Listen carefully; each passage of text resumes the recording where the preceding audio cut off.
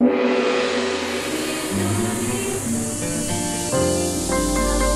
Channel 3, Jembatan Pencerahan.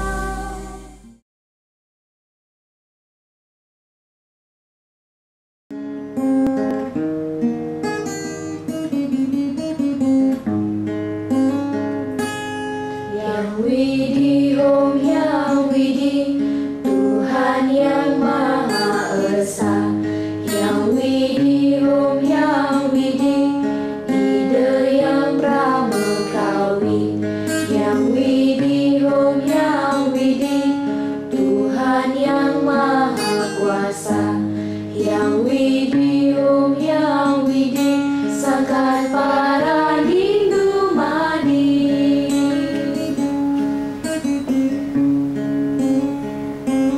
Yang Widih Om Yang Widih, ampuni noda kami. Yang Widih Om Yang Widih, ampuni dosa kami. Swastika.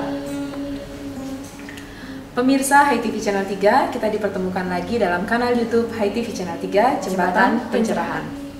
Beberapa menit ke depan, hari-hari Anda akan kami warnai dengan TOS, tayangan on the spot berupa tontonan, beri tatanan, dan memberi tuntunan, guna meningkatkan kualitas rada dan bakti kita karena HiTV Channel 3, Jembatan Pencerahan. Mari kita awali dengan breaking point pilihan, dilanjutkan dengan tayangan spesial lainnya. Bersama saya Nia Gandewa Dan saya Diah Parisya. Tetap di rumah dan tetap bersama HiTV Channel 3. Yang Widih Om Yang Widih, Ide yang Pramekawi. Yang Widih Om Yang Widih, Tuhan yang Maha Kuasa. Yang Widih Om Yang Widih, Sangkan para Hindu madi. Para Hindu madi.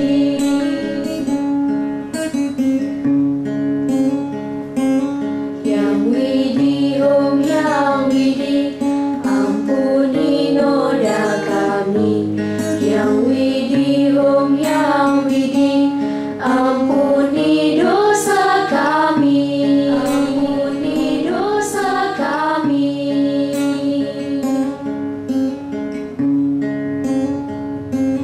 Yang Widih Om Yang Widih, ampuni dosa kami. Ampuni dosa kami. Membuka jendela Ibu Dharma, sebuah semboyan sangat sederhana. Namun kita tak boleh lupa, kesederhanaan adalah keutamaan. Tetaplah membuka jendela agar bara cahaya pencerahan merambati hati, menjadi pelita jiwa umat Hindu Nusantara. Selamat menyambut Tahun Baru 2021, Vartam Satyam Siwam Sundaram. Saya Nia Gandewa untuk HiTV Channel 3, Jembatan Pencerahan. Ngopi, ngobrol inspiratif, mengajak Anda melihat peristiwa dari perspektif berbeda, berbagai tokoh inspiratif. Karena secangkir ngopi, menikmati solusi, bukan sekadar narasi. Pemirsa HiTV Channel 3, kita jumpa kembali dalam program Ngopi, Ngobrol Inspiratif Bedah Kolom Majalah Wartam. Kali ini saya ditemani oleh seorang kolumnis Wartam, Bli Sweka Oka Sugiarte, yang akan sharing dan exploring bersama terkait dengan tulisannya di Majalah Wartam edisi 70 dengan banner Ingat Pesan Ibu, Iman, Imun, dan Aman.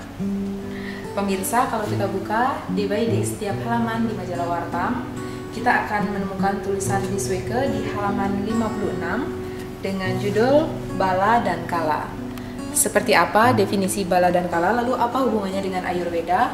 Mari kita ulas tuntas setelah pesan yang satu ini.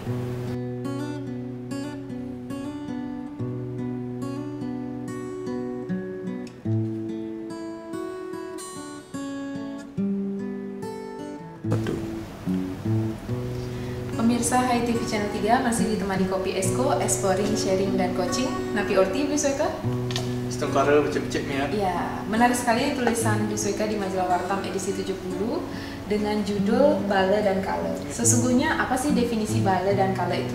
Jadi secara sederhana bala itu adalah kekuatan. Jadi secara lebih luas lagi itu berarti kekebalan tubuh mungkin atau imunitas seperti itu. Sedangkan kala adalah waktu. Jadi waktu yang bisa kita ukur, bisa kita pikirkan dan sebagainya. Jadi waktu itulah yang disebut dengan kala. Nah, kenapa pada edisi ini saya tertarik untuk menulis tema tersebut? Karena sungguhnya saya tertarik dengan apa sih hubungan logis antara kekebalan tubuh dan waktu gitu. Nah, saya juga begitu tertarik dengan tulisan-tulisan di luar sana yang saya pikir mungkin agak liar gitu. Katanya kan setiap tahun kembar itu akan terjadi wabah bencana seperti itu. Misalnya tahun 1919 itu ada flu Spanyol kan seperti itu. Sekarang 2020 kebetulan 2020 itu ada bencana pandemi corona gitu. Nah, sesungguhnya apakah leluhur kita dulu memiliki hitungan-hitungan tertentu, ramalan-ramalan tertentu, atau mungkin suatu hal dugaan yang logis tentang tahun kembar ini? Nah, kemudian ketika saya baca Ayurveda di sana, saya temukan salah satu sebabnya adalah ada yang namanya kalajabala, yakni kekebalan tubuh yang berhubungan dengan waktu di samping dua sebab kekebalan tubuh atau imunitas yang lainnya. Ada dua kekebalan tubuh. Nah, dalam lontar Ayurveda juga ada 3 jenis kekebalan yang bisa kita baca di tulisan Biswika. Itu ada Sahaja Bala, Kalaja Bala, dan Yukti Ruta Bala. Seperti apa sih 3 bagian ini? Mungkin sumbernya dari mana lebih jelas dijelaskan? Baik, terima kasih Mia. Sumbernya tentu dari kitab Ayurveda itu sendiri. Saya mulai dari yang waktu itu tadi karena kita berbicara kala dan bala, jadi kita mulai dari waktu. Jadi saya mulai dari Kalaja Bala. Kalaja Bala itu adalah kekebalan tubuh manusia yang dipengaruhi oleh aspek waktu. Misalnya kalau di India sana mungkin ada beberapa musim gitu, kalau kita di Bali kan tidak sekompleks itu. Jadi kita pun mengenal mungkin musim panas, musim dingin, musim yang sedang seperti itu. Jadi itu dipercaya dan mungkin terbukti secara sains bahwa berpengaruh pula terhadap kekebalan tubuh pada diri manusia itu sendiri. Ketika cuaca itu menentu dan tropis dan sejuk gitu misalnya, jadi orang sakit itu jarang gitu. Dan ketika cuaca tidak menentu, ada cuaca ekstrim, mungkin orang yang sakit itu lebih banyak karena memang bala atau kekebalan tubuh dalam dirinya itu berkurang seperti itu. Nah, leluhur kita di Bali rupanya tidak menerima pengetahuan Ayurveda itu secara mentah-mentah, tapi juga diadopsi ke dalam lontar-lontar wariga misalnya gitu. Jadi ada waktu-waktu tertentu yang penting yang dilakukan untuk tujuan tertentu gitu. Misalnya kita kenal bahwa dari Sasih ke-6 sampai ke Sasih ke-9 misalnya di Bali sudah diketahui adalah sasih yang rawan gitu, panas itu bahasanya. Jadi orang-orang Bali di sana pasti melakukan taur, mencaru dan sebagainya. Jadi itulah bentuk penetralisir orang Bali terhadap ketidakpastian cuaca atau musim itu sendiri. Dan yang kedua ada Sahaja Bala. Sahaja Bala itu adalah kekebalan tubuh yang diperoleh oleh seseorang yang berasal dari orang tuanya gitu. Kalau kita mungkin dalam ilmu kedokteran kita mengenal teori genetik atau hereditas. Jadi kalau orang tuanya sakit-sakitan atau mengidap penyakit tertentu atau virus tertentu, misalnya HIV, itu mungkin bisa menurun pada anak-anaknya. Begitu pula kualitas yang lain. Nah, yang terpenting adalah yang ketiga, ada sebab Yutikruta Bala. Yutikruta Bala itu adalah ini yang paling dinamis, ini yang paling bagus. Jadi kekebalan tubuh seseorang itu bisa ditingkatkan dengan atau dioptimalkan dengan usaha-usaha yang dilakukan oleh seseorang itu sendiri. Jadi melalui olahraga, minum vitamin, itu misalnya minum dengan diet, meminum nutrisi yang baik, makan nutrisi yang cukup, itu usaha yang bisa dilakukan secara mandiri dengan usaha sendiri, atau dalam agama Hindu mungkin ada yoga, asana itu juga bisa meningkatkan kekebalan tubuh tentunya. Jadi sudah diterangkan bersama Biswika 3 kekebalan menurut kitab Ayurveda. Dan terakhir sebagai closing statement Biswika, sebenarnya apa yang ingin disampaikan dari tulisan di edisi 70 ini? Kenapa Tiang menulis ini, tujuan akhirnya atau tendensinya adalah tentu kenapa sih kekebalan tubuh itu diperlukan bagi manusia gitu. Dalam mantra-mantra Weda kita tidak hanya satu mantra menemukan permohonan agar hidup 100 tahun gitu, bahkan lebih gitu. Jadi untuk apa kita hidup lama kan gitu pertanyaannya. Untuk apa kita punya kekebalan tubuh yang optimal, hidup dalam jangka waktu lama? Ini tentu ada tujuannya. Jadi seseorang itu dengan petunjuk-petunjuk tertentu yang terarah tentu akan mampu berbuat baik, berguna bagi masyarakat, berguna bagi orang banyak, terutama bisa memperbaiki kekeliruan dirinya dalam kehidupan. Jadi tidak asal umur panjang, tidak asal hidup, tidak asal sehat gitu, tapi ada tujuan lain yang mungkin secara moralitas, secara spiritual itu sangat penting dalam kehidupan itu sendiri, kan seperti itu ya.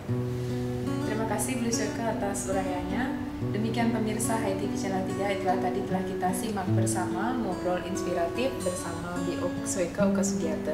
Semoga dapat bermanfaat dan menginspirasi untuk kita bersama. Saya Niaga Dewa, pamit undur diri. Salam damai, Channel 3.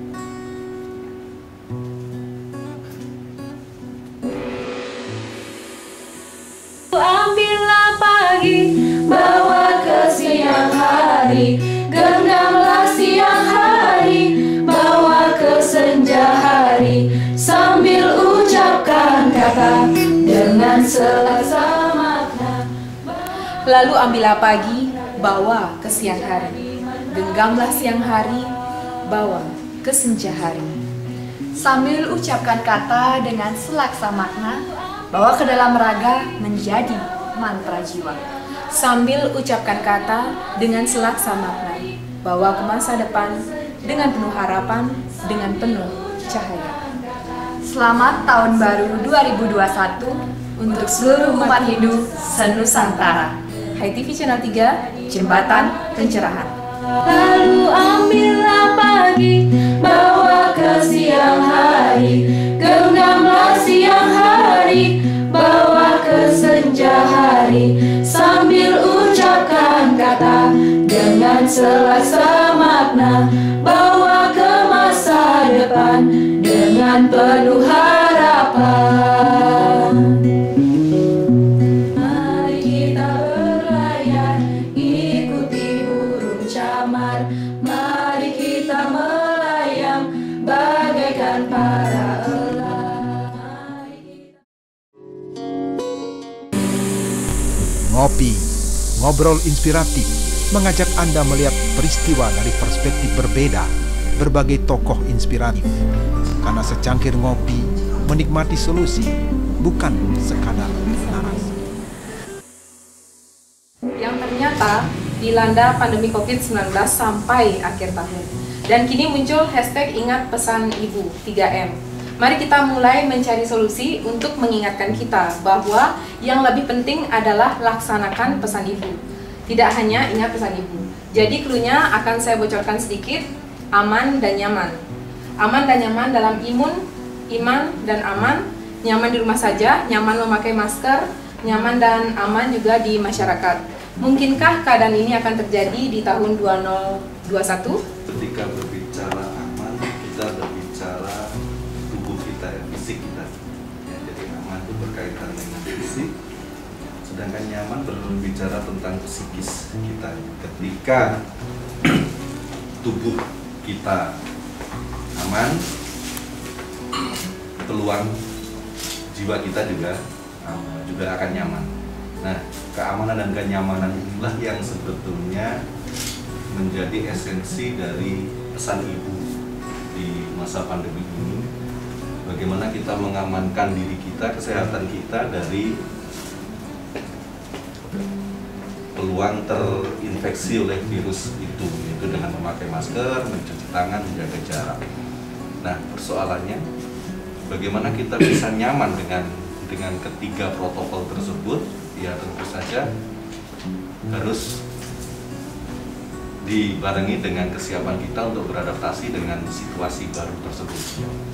Dan tentu yang tidak kalah pentingnya adalah bagaimana kita bisa menikmati kondisi ini sebagai sebuah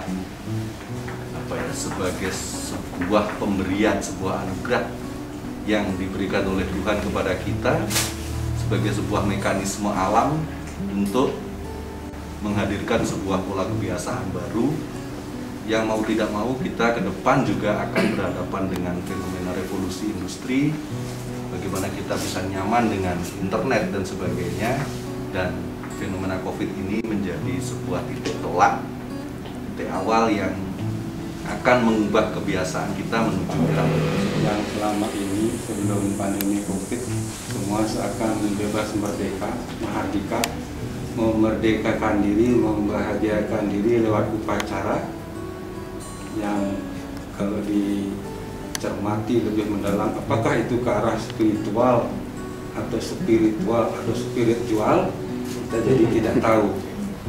Oleh sebab itu COVID ini akhirnya mengajarkan kita, memaksa kita untuk belajar. Misalnya dalam konteks pelaksanaan upacara sekarang sudah mulai ada pembatasan untuk mengamankan diri. Katakanlah maksimal boleh dihadiri oleh 25. Kemudian yang mantap atau ngumpul para tokoh-tokoh seperti pemangku, perjuru dan sebagainya. Kemudian ada pengaturan waktu. Jadi dari sisi acara infrastruktur, pandemi COVID-19 ini mengajarkan kita untuk mengamankan diri dulu. Bagaimana kita mengamankan diri sendiri, kemudian keluarga, semeton, ke tingkat Banjar, ke tingkat desa, sehingga virus corona tidak menebar dan menyebar dan menyasar semua kerana. Sehingga pandangan saya aman di sini adalah ritual itu harus menjadikan diri kita menegakkan obsesi tertinggi dari ritual, bukan hanya bermain di tataran material, tapi obsesi tertinggi adalah menuju ke spiritual. Ritual itu adalah media pendakian menuju spiritual. Terkait dengan arsitektur, praktik-praktik pelaksanaan itu ada di dalam ruang. Nah, ruang-ruang ritual ini terbentuk ataupun terlaksana di dalam sebuah natar. Natar secara arsitektur terbentuk dari sukat dan sikut. Jadi ada ukuran-ukuran tertentu di antara bangunan dengan bangunan yang lain, bangunan dengan penyengkar gitu misalnya, sehingga menghasilkan dia ruang sempadan, ruang-ruang tertentu. Misalnya dari 3,5 tapak sampai 7,5 tapak gitu misalnya, atau dalam metrik 1 meter sampai 2,5 meter. Dalam kondisi aman, tentu ruang-ruang ini menjadi sebuah sirkulasi yang nyaman bagi aktivitas ritual. Ritual tahunan misalnya di Merajan ataupun di rumah tangga begitu, dengan adanya ruang-ruang di luar atau di dalam sikut satak di luar bangunan ini akan memberikan ruang yang sirkulasi yang nyaman bagi warga yang ada di dalam rumah itu untuk melakukan pencucian diri terkait dengan ritual dan kesanggong itu misalnya, atau dari dalam upacara dalam status pura yang lebih besar misalnya, dengan tersediaannya ruang-ruang sempadan yang terbentuk dari sukat sikut secara tradisional akan memberikan ruang nyaman dilakukannya prosesi upacara terkait dengan kepada, terkait dengan prosesi Wirwadaksina dan seterusnya. Nah, terkait dengan kondisi pandemi begitu, pemahaman terhadap ruang-ruang dalam semiotika ruang atau proximika dapat dipahami bahwasanya ruang-ruang ini justru bisa diduplikasi, bisa dilipat gandakan demikian. Tidak harus kita datang ke tempat upacara, namun pilihan yang terbaik dalam kondisi kebencanaan, baik bencana alam maupun bencana merano akibat pandemi begitu misalnya, adalah dengan cara menjaga fisik tadi. Nah, ini dalam semiotika ruang diterjemahkan atau dipahami secara tradisi kita adalah ngubeng. Nah, praktik berupacara dengan cara ngubeng, tidak datang langsung ke tempat upacara atau melakukan ritual di masing-masing rumah tangga, tentu ini sudah sebuah solusi yang sudah dipikirkan jauh sebelum menghadapi pandemi.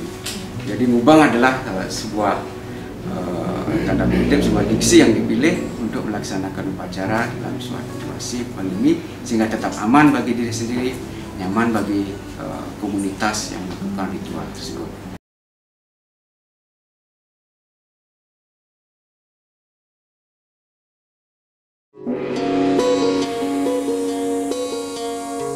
Sebentar lagi Anda akan ikuti Sundari Nada, jalinan makna di balik nada.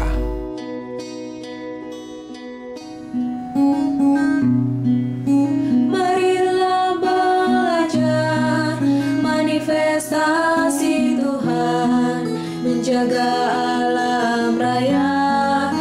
mengidar buana. Dewa tanah wasanga, 9 dewa-dewa, pancaran sinar suci, ide sang yang widiwasa.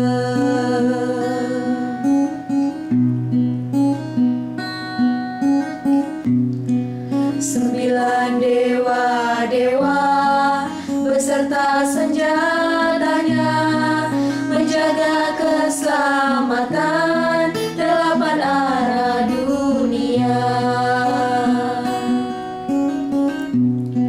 Di utara Dewa Wisnu dengan senjata cakra, timur laut Dewa Sambu senjatanya Trisula. Di timur Dewa Iswara dengan senjata genta, Tenggara Maheswara dengan senjata dupa. Di selatan Dewa Brahma. Lantunan Sundari Nada dan mani kata-kata yang baru saja Anda nikmati menjadi sajian akhir kebersamaan kita. Semoga melodi dan penggalan liriknya menginspirasi kita membangun setir dalam diri dan bermanfaat sebagai pelita jiwa Hindu Dharma. Mewakili seluruh kru Hai TV Channel 3, saya Niaga Dewa. Saya Dia Parisya. Mohon pamit undur diri. Terima kasih atas kebersamaan Anda para pahlawan Dharma, karena dengan menonton saja Anda lah pahlawan kami yang telah ikut membentangkan jembatan pencerahan sampai ke seluruh hati umat sedharma. Maaf jika tidak berkenan, sampai jumpa dalam tos berikutnya. Salam damai Channel 3. Bunga Padma, pancaran kesucian, ide sang yang widiwasa. Itulah para dewa, dewa tanah wasanga, senantiasa siaga menjaga kita semua. Marilah berdoa di depan Padmasana, memuja keagungan Dewa Tanah Wasanga.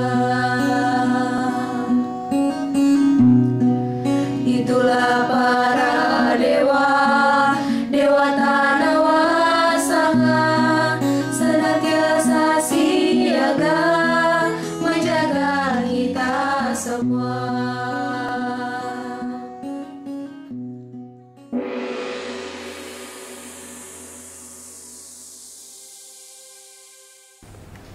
Gedung 3 Wartam, Dimahi, dan Hai TV Channel 3 mengucapkan Selamat Tahun Baru 2021 untuk seluruh umat Hindu senusantara. Hai TV Channel 3, Jembatan Pencerahan.